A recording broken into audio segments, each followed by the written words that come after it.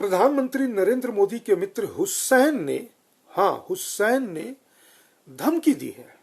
चेतावनी नहीं धमकी दी है कि भारत तेरे टुकड़े होंगे। शायद वह इंशाअल्लाह इंशाअल्लाह कहना भूल गया था। तो आप कहेंगे ये हुसैन कौन है भाई, और एक कैसा प्रधानमंत्री का मित्र है जो प्रधानमंत्री नरेंद्र मोदी को ही धमकी दे रहा है कि तेरे देश के टुकड़े होंगे या भारत तेरे टुकड़े होंगे। मित्रों, इस हुसैन की पहचान और इस हुसैन की मंशा दोनों पर चर्चा करने के लिए मैं शिवचरण सिंह आपका स्वागत करता हूं आज की इस वार्ता में। और मैं सबसे पहले इस हुसैन की आइडेंटिटी बताता हूं और इसके बाद इस बात को आगे बढ़ाता हूं। और ये हुसैन कैसे प्रधानमंत्री नरेंद्र मोदी का मित्र है और कैसे हुसैन को हुसैन कहने पे भारत के जो राष्ट्र विरोधी पत्रकार हैं और किसी भी लॉजिकल स्टैंडर्ड से, किसी भी तर्क के स्टैंडर्ड से वे देश के प्रति वफादार नहीं हैं, ऐसे लोग हंगामा मचाए हुए हैं कि हुसैन को आपने हुसैन क्यों कह दिया। हुसैन को आसाम के चीफ मिनिस्टर हेमंत बिश्वा शर्मा ने हुसैन कह दिया, फिर बाकी लोगों ने भी हुसैन कहना शुरू कर दिया। अरे भाई, तो हुसैन को हुसैन नहीं कहा जाए तो क्या कहा जाए। और सबसे बड़ी बात यह है कि हुसैन जो है प्रधानमंत्री नरेंद्र मोदी का मित्र होकर के ऐसा कह रहा है और इस बात पर भी वे चुटकुले ले रहे हैं कि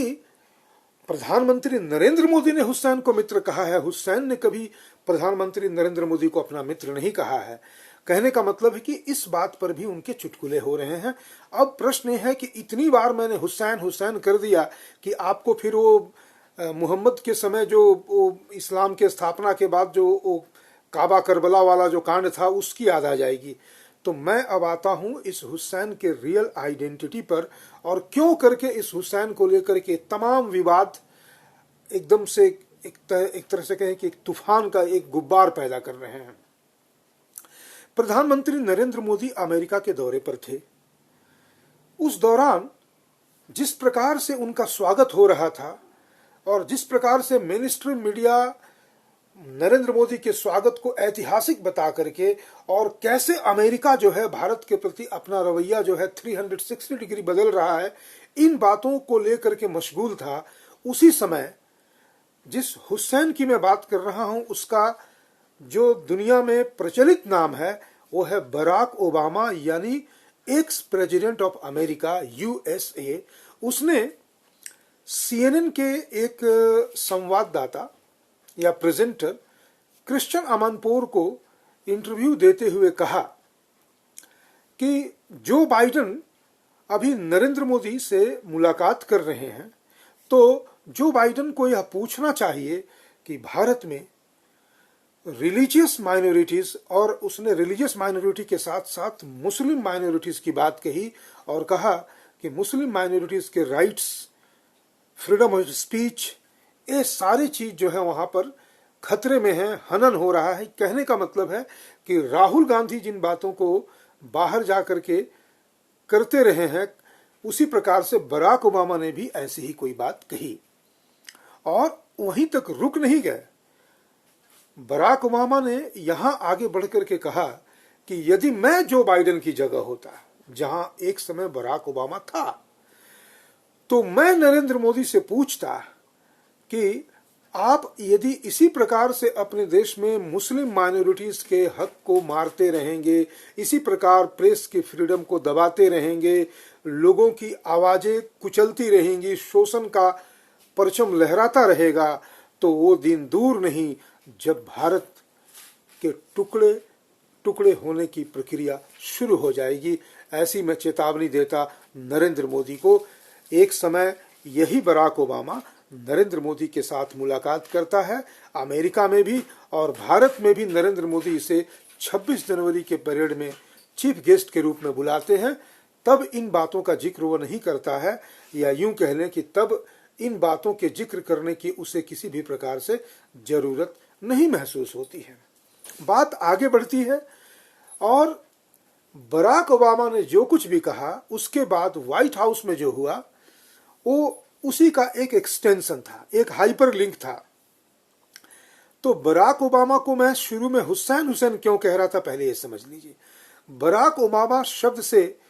बराक ओबामा के मुस्लिम या क्रिश्चियन होने के बीच का जो एक संदेहास्पद एक जो परिचय है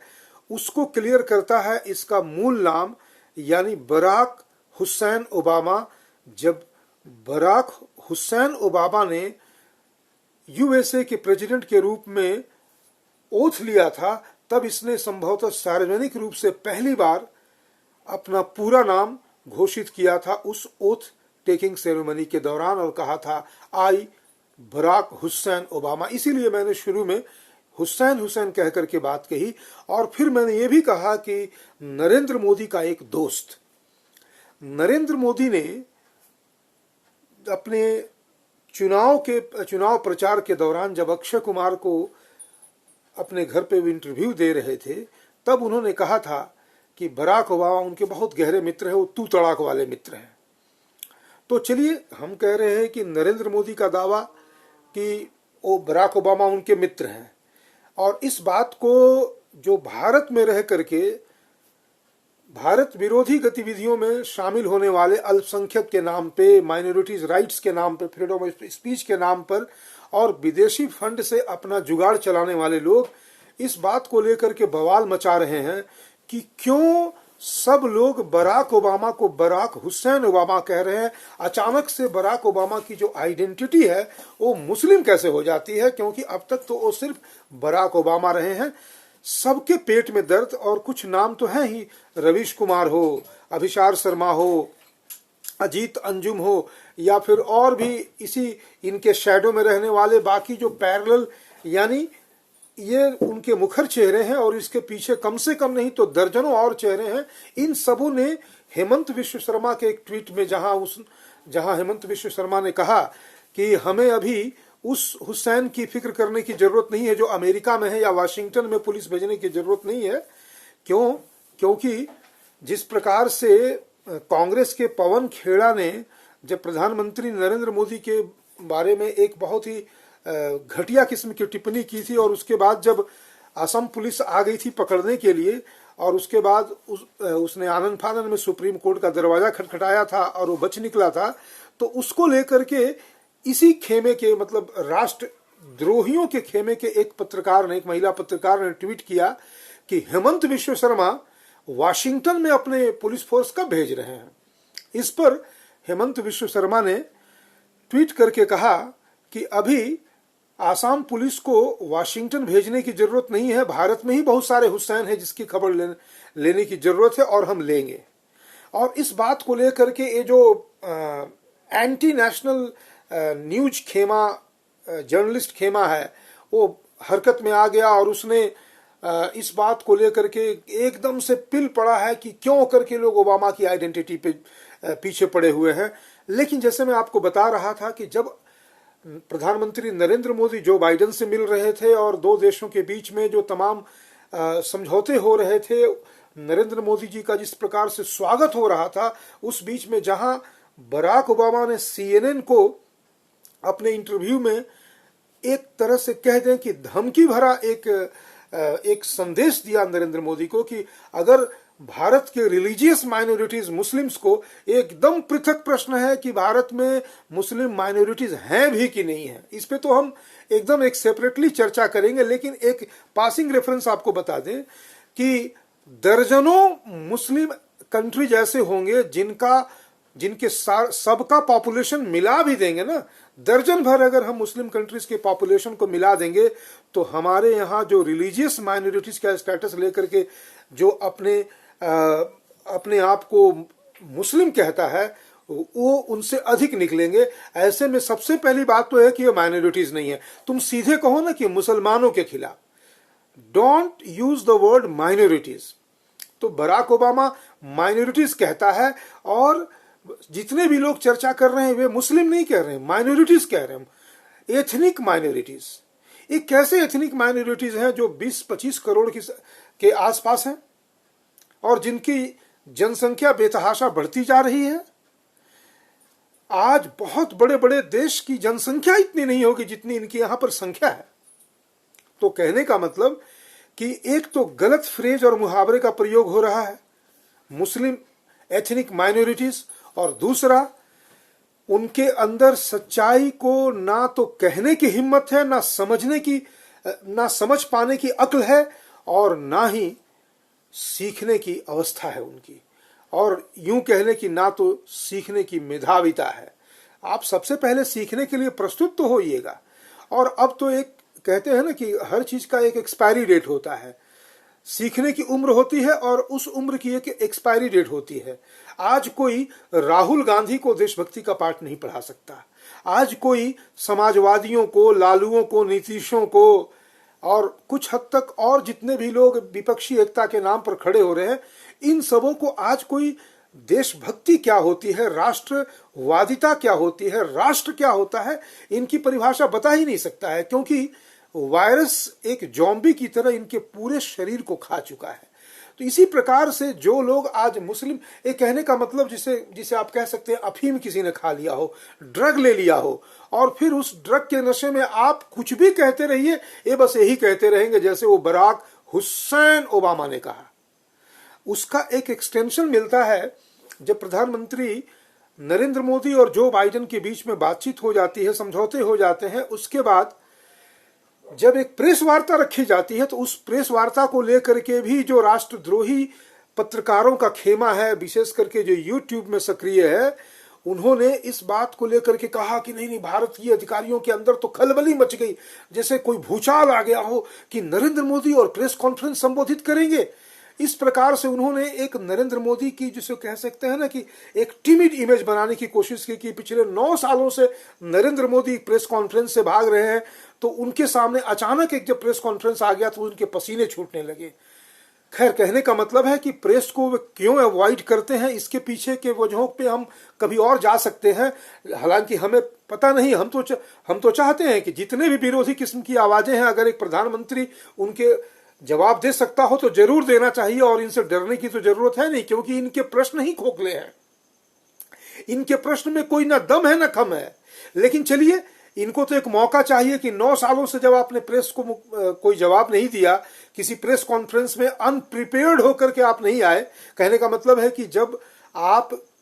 एक तरह से कह ले कि किसी खास एक व्यक्ति को इंटरव्यू देते हैं, तब तो प्रश्न उत्तर के ऊपर एक डिस्कशन हो सकता है। लेकिन जब आप किसी प्रेस कॉन्फ्रेंस में एक पीसी में जाते हैं, तो कौन सा पत्रकार क्या पूछेगा ये पहले से तय नहीं होता है। तय होता है कि कितने प्रश्न लिए जाएंगे और कौन कौन से पत्रकार प्रश्न करेंगे। ठीक इसी प्रकार से जब वहां पर जो बाइडेन और नरेंद्र मोदी का ज्वाइंट प्रेस कॉन्फ्रेंस होने लगा, तो सबसे पहले यह तय हुआ था कि दोनों एक एक या दो प्रश्न लेंगे। और इसी क्रम में वॉल स्ट्रीट जर्नल की एक पत्रकार है सबरीना सिद्दीकी। सबरीना सिद्दीकी ने भी बराक हुसैन ओबामा वाले प्रश्न का एक एक्सटेंडेड वर्जन पूछा, और ठीक इसी प्रकार से डेमोक्रेसी के बारे में क्वेश्चन किया कि आपके यहाँ ऐसा कहते हैं कि डेमोक्रेसी है, और वहां पर जो रिलीजियस माइनॉरिटीज हैं उनके राइट्स का क्या हो रहा है, फ्रीडम ऑफ स्पीच का क्या हो रहा है। देखिए, बराक ओबामा ने इंटरव्यू दिया सीएनएन को, सीएनएन के रिप्रेजेंटेटिव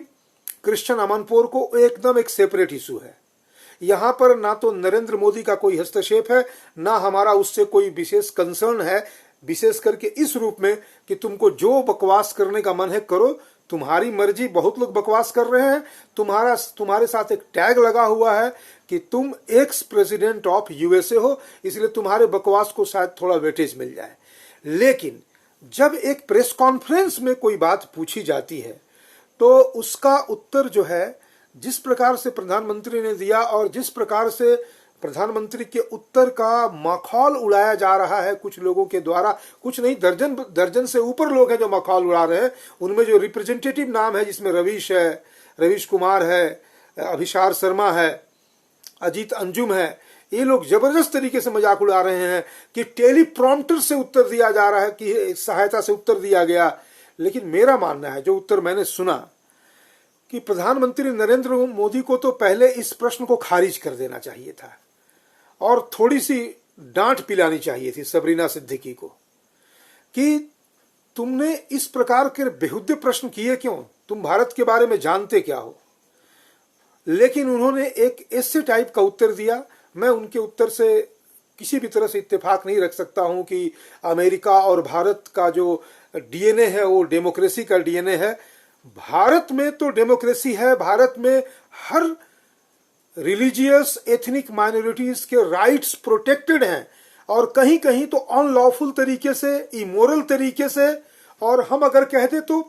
अमानवीय तरीके से उनके राइट्स, कहने का मतलब है कि जिन्हें वे अपना राइट्स कहते हैं वो बेसिकली औरों के लिए तो एक क्रुएलिटी है। इस रूप में भी जब उनके राइट्स यहां प्रोटेक्टेड है, ऑन द अदर हैंड आज जो बराक हुसैन ओबामा, आज जो सबरीना सिद्दीकी जो भारतीय मूल की है, कहने का मतलब उसका पिता भारतीय मूल का, उसकी मां पाकिस्तान की, और वो खुद भी जो है वो कभी ना कभी, कहने का मतलब है यहाँ पर ये भी बताता चलूं कि जब सबरीना सिद्दीकी का जब ट्रोल शुरू हो गया और यहाँ पर सब लोगों ने, देखिए मैं ट्रोल की बात नहीं करता, मैं उसके प्रश्न और उसके जेन्युइन रिस्पॉन्स की बात कर रहा हूँ। तब उसने फिर अपने भारत प्रेम का एक परिचय देते हुए 2011 में जो वर्ल्ड कप जीता गया था, उस समय she was elated over India's victory in World Cup, इन सब बातों को लेकर के जो उसके मन के उद्गार थे उसको अब वो ट्वीट करके बता रही है कि how much she loves India. खैर वे सब ये सब बेकार की बातें, उनमें मैं नहीं जाता। मैं सिर्फ इस पे आ रहा हूं कि जो लोग आज नसीहत दे रहे हैं कि भारत में डेमोक्रेटिक राइट्स का हनन हो रहा है, यहां पर रिलीजियस माइनॉरिटीज को अपनी रिलीजियस माइनॉरिटी होने की कीमत चुकानी पड़ रही है, ये सारे लोग उस जगह से इस बात की नसीहत दे रहे हैं जो पूरी दुनिया में दादागिरी करता आया है, हर छोटे बड़े देश को धमकाता आया है, स्वयं अपने देश में ब्लैक का शोषण करके, यानी अगर इस तरह से कहा जाए कि काले लोगों के कब्र पर खड़ी अमेरिकी सत्ता आज, या अमेरिकी लोग आज डेमोक्रेसी का पाठ पढ़ा रहे हैं, और वहां के पत्रकार जो सिर्फ और सिर्फ वाशिंगटन से लेकर के न्यूयॉर्क और न्यूयॉर्क से लेकर के शिकागो तक की सैर करते हैं, भारत में आकर के, भारत में रह करके भारतीय चीजों को समझने की जो जहमत नहीं उठाते हैं, वे बारंबार इस तरह के प्रश्न करते हैं कि भारत में रिलीजियस माइनॉरिटीज के अधिकार खतरे में है, फ्रीडम ऑफ स्पीच खतरे में है, फ्री स्पीच नहीं है यहाँ पर, और आप क्या कर रहे हैं। और वहां पर प्रधानमंत्री जहां एक ऐसे टाइप का उत्तर देते हैं कि हमारे यहाँ लंबे अरसे से हर व्यक्ति को अपना अधिकार मिला, हम कह रहे हैं कि किसी के इस तरह के बेहुद्दे प्रश्न को इंटरटेन करने की जरूरत क्या थी, इसमें किसी टेलीप्रॉम्प्टर की जरूरत नहीं थी। नरेंद्र मोदी को सीधे कहना चाहिए था कि बेटे कभी भारत आओ और मैं तुम्हें भारत घुमाऊंगा, और उसके बाद ये प्रश्न करना, अभी इस प्रश्न करने का तुम्हारे पास ना तो समझ है और ना तुम स्वयं से कर रही हो। फिर भी इतना नहीं भी कह सकते तो उन्हें अमेरिका को शामिल करने की जरूरत नहीं थी।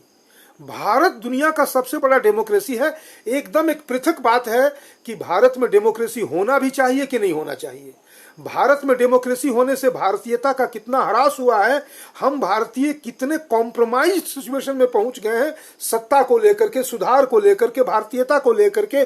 डिजायर्ड गोल्स को लेकर के, ये सारे प्रश्न एकदम पृथक हैं। यहां तो सबसे पहला प्रश्न है कि जो भी हम हैं दुनिया में सबसे बेहतर है।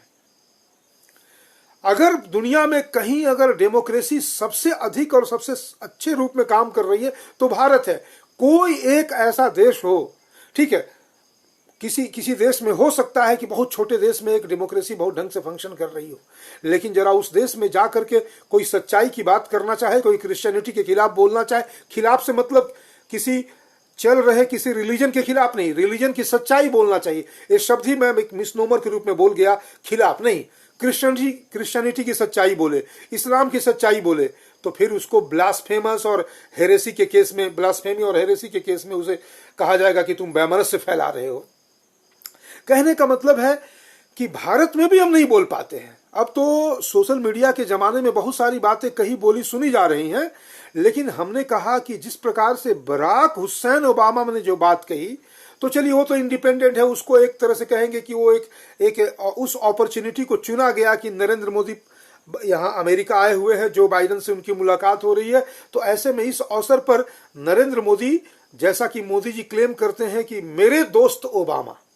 तो उनके दोस्त ओबामा ने चूज किया कि यदि मैं बाइडेन की जगह होता तो मोदी से यह कहता कि अगर वहां पर तुमने रिलीजियस माइनॉरिटीज की खबर नहीं रखी, उनके अधिकारों की रक्षा नहीं की, तो वो दिन दूर नहीं when India will start pulling apart. Bharat के टुकड़े होने लगेंगे। तो आप जब इस तरह के नारे सुनते हैं जेएनयू कैंपस से कि भारत तेरे टुकड़े होंगे इंशाअल्लाह इंशाअल्लाह, तो आपको समझ में आना चाहिए कि इन आवाजों का जो पेट्रोनेज है वो सिर्फ राहुल गांधी ने नहीं लिया है, बॉलीवुड की एक आध एक्टर और एक्ट्रेसेस ने नहीं लिया हुआ है, इसका पेट्रोनेज बहुत बड़े बड़े लोगों ने लिया हुआ है। उसमें अमेरिका का जो एक्स प्रेसिडेंट है वो भी शामिल है, और ये सब लोग गैंग अप कर लेते हैं। अमेरिका ने दुनिया के अलग अलग कोने में पूरे मिडिल ईस्ट को तबाह कर दिया, अमेरिका अफगानिस्तान को तबाह कर दिया। अमेरिका और रशिया के अपने जो ईगो की लड़ाई थी उसमें मिडिल ईस्ट के अलग अलग क्षेत्रों को, वहां तुम्हारे बिजनेस कंसर्न्स थे, वहां तुम्हारे अपने फायदे के कंसर्न्स थे, उसको लेकर के तुमने किस प्रकार से टेररिज्म को प्रमोट किया। इसी ओबामा ने अपने शासनकाल की शुरुआत में ना जाने कितने ऐसे इस्लामिक प्रोजेक्ट शुरू किए, और सारे प्रोजेक्ट को शुरू करके कहने का मतलब है कि जब हमारे प्रोजेक्ट का जब समय पूरा हो जाता है तो उस प्रोजेक्ट को समाप्त करना है, तो उस प्रोजेक्ट के जो आपने जिस फ्रैंकेनस्टाइन को जन्म दिया था उस फ्रैंकेनस्टाइन को भी मार देना होगा, बिन लादेन को मार देना होगा। ऐसे कहने का मतलब है कि ये तो सिर्फ मिडिल ईस्ट की बात नहीं है, दुनिया में जहां कहीं भी इनके बिजनेस कंसर्न्स को धक्का लगता है वहां पर ये पहुंच जाते हैं, और वहां पर फिर किसी तरह की ह्यूमन राइट्स, किसी भी तरह की रिलीजियस माइनॉरिटीज, इसकी चर्चा नहीं होती है। वहां चर्चा होती है कि if it's against American business interest, monetary business interest, we will have our say, और जो इनका से होता है उसे अंग्रेजी में कहते हैं हेजिमोनी, यानी हमारी, वो कहते हैं ना कि जैसे हम उज्जड़ वाले, जैसे एक गंवार का होता है, गंवार खूंटा वही गाड़ेगा, इस किस्म के गंवार हैं। आज हमें इसकी जो फेहरिस्त बन सकती है कि अमेरिका ने अपने इंसेप्शन से लेकर के आज तक कैसे कैसे जघन्य अपराध किए हैं मानवता के खिलाफ। इनका जो सबसे नामी गिरामी प्रधानमंत्री प्रेसिडेंट हुआ करता था अब्राहम लिंकन, जिसके नाम से आज डेमोक्रेसी की परिभाषा दी जाती है, for the people, of the people and by the people, उसके दामन में कितने खूनी छींटे लगे हुए हैं इसका इतिहास पढ़ा जा सकता है। समय समय पर इसके जो बड़े अच्छे अच्छे जो प्रेसिडेंट के चेहरे रहे हैं, उन चेहरों के भीतर का जो घिनौना बजबजाता हुआ क्रूर परिचय है, उस क्रूर परिचय को देने में कई घंटे लग जाएंगे। प्रश्न यहाँ यह है कि आज जब नरेंद्र मोदी वहां चले जा रहे हैं, तो नरेंद्र मोदी को 2002 में जिस प्रकार से रोकने की कोशिश की गई थी, अमेरिकन वीजा नहीं देने की कोशिश की गई थी, और आज जब उसी नरेंद्र मोदी के लिए पलक पावड़े बिछाए जा रहे हैं, और आज जब भारत इमर्ज कर रहा है, और आज जब अमेरिकी बिजनेस इंटरेस्ट में भारत की भागीदारी इंडिस्पेंसेबल मानी जा रही है, तब वे लोग जो पर्दे के पीछे से अपने रियल आइडेंटिटी को थ्रो कर रहे हैं, वो बराक ओबामा बनकर सामने नहीं आ सकते, यानी एक्स प्रेसिडेंट ऑफ अमेरिका बन के सामने नहीं आ सकते। वे अपने उस हिडन आइडेंटिटी के साथ आएंगे जो उन्होंने within the bracket of Barack and Obama छुपा रखा है, बराक हुसैन ओबामा, वो सामने आ रहे हैं। और फिर केवल बराक हुसैन ओबामा सामने आता, सबरीना सिद्दीकी सामने आती, तब तो हम इस बात को कहते चलो कोई बात नहीं, ये लोग आ रहे हैं, आने दो। लेकिन नहीं, सिर्फ ये लोग नहीं आ रहे हैं, भारत में विपक्षी पार्टियां आ रही हैं। विपक्षी पार्टियों ने जिन बातों को कहना बोलना शुरू किया था, अब वो कह रहे हैं, देखा ना, हम कहते थे ना कि तुम मुसलमानों को किस प्रकार से प्रताड़ित कर रहे हो, उनके मानवीय अधिकारों का हनन कर रहे हो। तो देखो, आज ओबामा कह रहा है, पत्रकार कह रहे हैं कि जब हम कहते हैं तो हमें तो दबा देते हो, लेकिन क्या तुम बराक ओबामा को दबा दोगे, सबरीना सिद्दीकी को दबा दोगे? आज CNN कह रहा है, वॉल स्ट्रीट जर्नल कह रहा है, कल को वॉशिंगटन पोस्ट कहेगा, कल को दुनिया के सारे अखबार कहेंगे। और सिर्फ इतना ही नहीं, जब नरेंद्र मोदी वहां पहुंचे तो वहां पर 75 जो कांग्रेस मेंबर्स थे, उन्होंने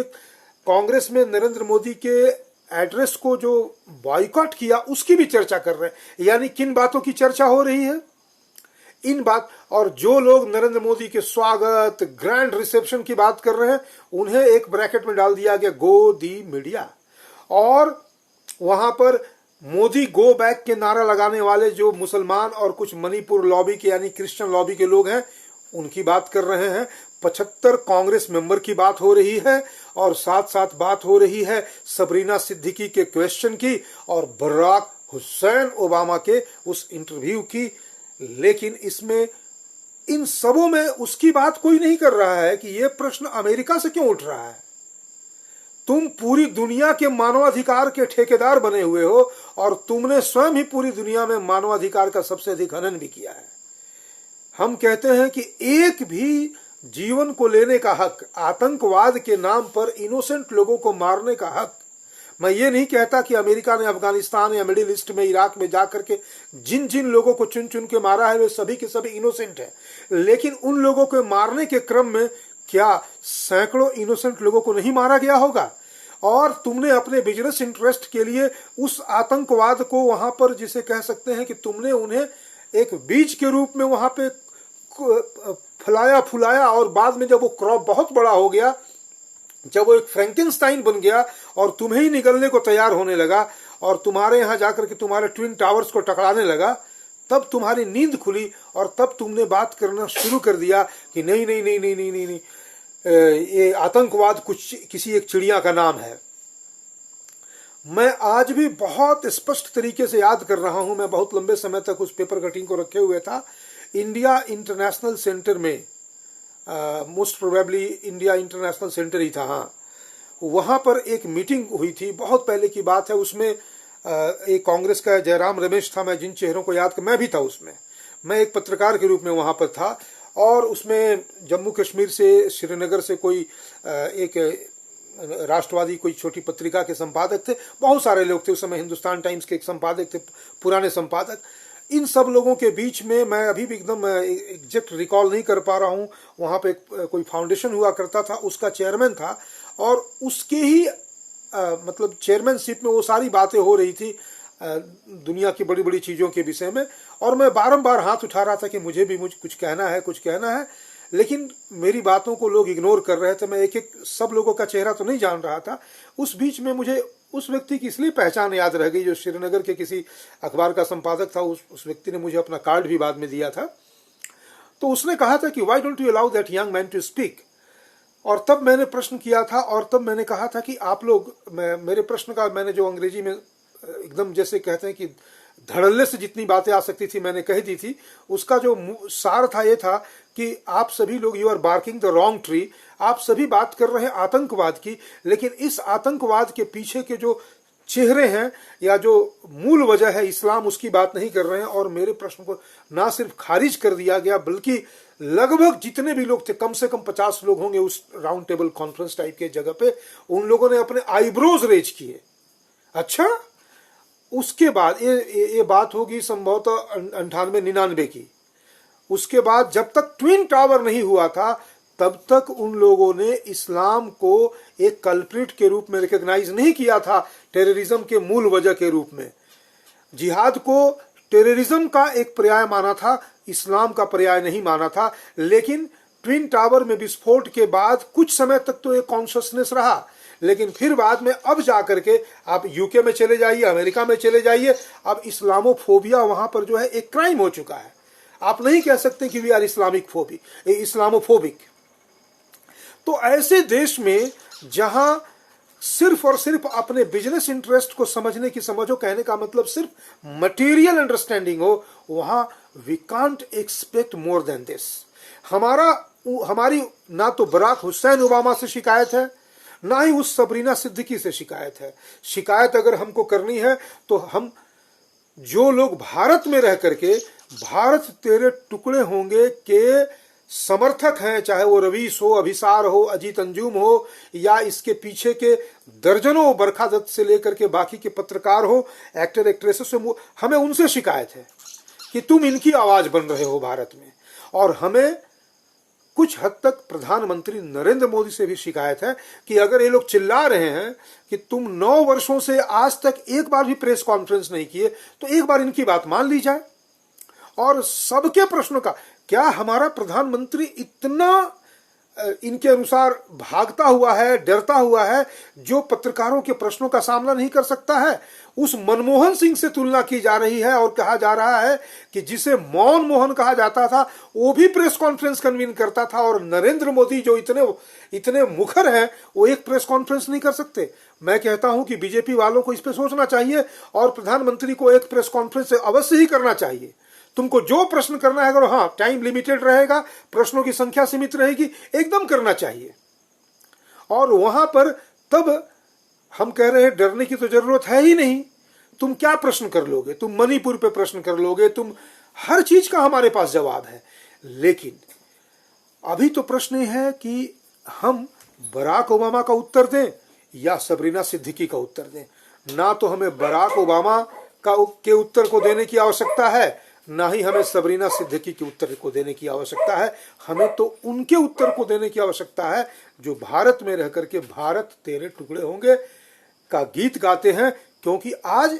इन्हीं गीतों के स्वर में उस सबरीना सिद्दीकी ने और बराक हुसैन ओबामा ने अपनी आवाज जोड़ दी है। ये है मोदी के दोस्त बराक हुसैन ओबामा की कहानी। और आज के वीडियो में हम इतना ही, फिर हम मिलेंगे और आगे इस चर्चा को बढ़ाएंगे। धन्यवाद।